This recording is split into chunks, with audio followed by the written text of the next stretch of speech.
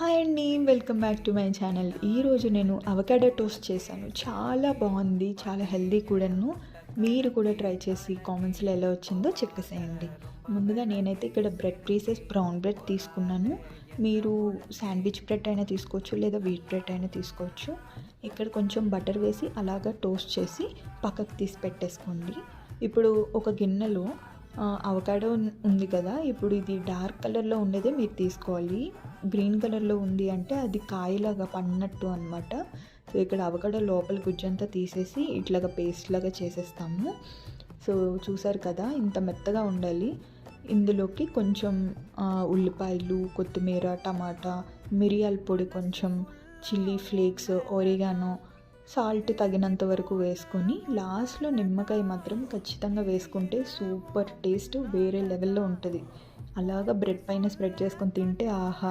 మీరు కూడా ట్రై చేయండి.